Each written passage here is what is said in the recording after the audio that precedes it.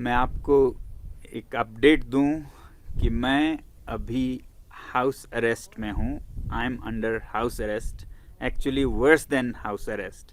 इसके बारे में मैं थोड़ी देर में बताऊंगा। पहले ये कहूं कि मैं सब लोगों को जिन्होंने कल 26 जनवरी को अनशन किया और लद्दाख के जलवायु और लोगों और संस्कृति की संरक्षण है, उसके मत में अलग अलग जगहों से अनशन किया गया एक दिन का।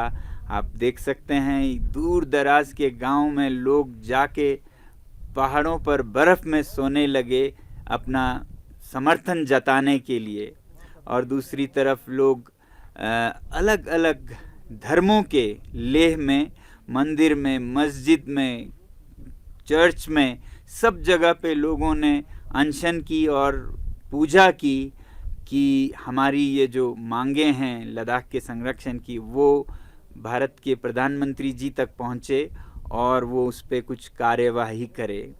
लद्दाख में ही नहीं, पूरे भारत से समाचार आए, अलग अलग जगहों पे लोगों ने कहीं अनशन, कहीं पूजा की और बाहर सोए। तो मैं सभी का बहुत बहुत धन्यवाद करना चाहता हूं कि आप लोगों ने इतना साथ दिया। जी हाँ, तो मैं हाउस अरेस्ट में किस तरह हूं और उससे बदतर क्यों हैं। अब हाउस अरेस्ट हो तो फिर आपको सब साफ होता है, फिर उसी हिसाब से आपको कानूनी सलाह लेने की आज़ादी होती है या फिर उतना ही सिंपैथी सपोर्ट होता है। मगर यहाँ ऐसा हालत है कि कहने को मेरी हिफाजत के लिए मुझे हयाल हमारे इंस्टीट्यूट में सीमित किया गया है, मगर मेरा मूवमेंट, मेरा आना जाना सब रिस्ट्रिक्ट किया गया है। पुलिस की बहुत भारी प्रेजेंस है यहाँ पर। हुआ ऐसे कि जब मैंने घोषणा की थी कि मैं खारदुंगला पर अनशन करूँगा, तब मैंने सत्कार के भाव से, वरना ज़रूरत नहीं होती है, तो मैंने फिर भी प्रशासन से एक अनुमति सा सूचित करते हुए कहा। और कई दिनों बाद आखिरी दिन में उनका एक पत्र आया कि खारदुंगला पर बहुत ख़तरा है, बहुत ठंड है, जानवर हैं वगैरह वगैरह, कॉक एंड बुल स्टोरी जैसा, और आपको अपने विद्यालय यहाँ हयाल में करना चाहिए। तो मैंने ठीक है सोचा, अगर उनको इतनी मेरी हिफाजत की चिंता हो, मगर ऐसा कुछ हिफाजत की चिंता नहीं है। मैंने एसपी साहब को बताया भी कि अगर खारदुंगला टॉप पर आपको कुछ खतरा लगता है तो मैं बेस पर करूँगा, जो कि थोड़ा नीचे है, और वहाँ पर सारे सुरक्षा और मेडिकल फैसिलिटीज़ भी हैं। मगर उन्होंने ठीक यही हयाल इंस्टीट्यूट, जो कि लेह शहर से काफ़ी दूर है, वहीं पर रहने को कहा। कहीं भी हो सकता था, लेह में भी हो सकता था, वहाँ कोई -40 डिग्री नहीं है। मगर फिर भी मैंने क्या देखा कि 26 जनवरी को जब सुबह बहुत जल्दी 4-5 बजे ही यहाँ पर पुलिस के आवाज़ें सुनाई दी, बस भर के पुलिस, गाड़ियाँ पुलिस की, और मैं थोड़ा हैरान सा हुआ कि ये इतना क्यों हो रहा है। फिर सोचा कुछ इनकी अपने तरीके होंगे।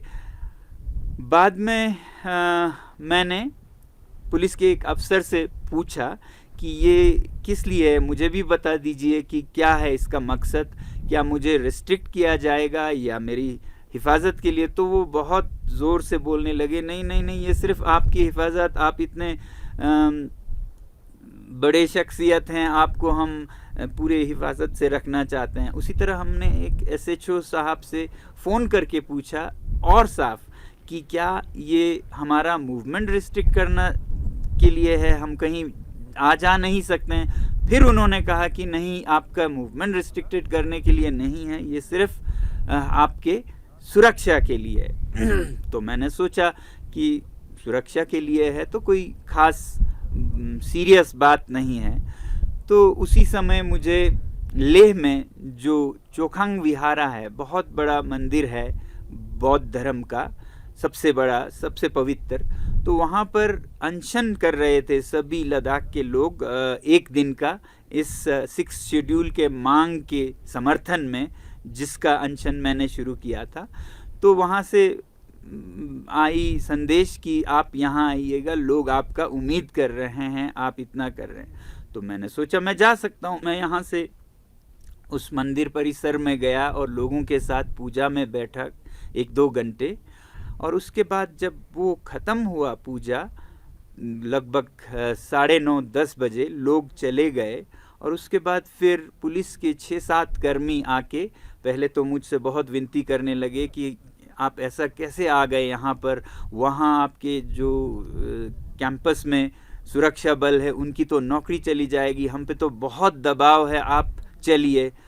और फिर धीरे धीरे वो खींचने लगे, धक्के दे के लेने लगे, और यहाँ तक कि उस परिसर का दरवाज़ा बंद था, ताला लगा था, तो वो मुझे दीवार के ऊपर उठाकर, कई लोगों ने उठाकर फांद के धकेल के ले गए। देखने की बात ये थी कि 26 जनवरी जिस दिन हमने संविधान अपनाया, उसी दिन इन सारे नियम कानूनों का हनन हो रहा था, चिथड़े चिथड़े हो रहे थे।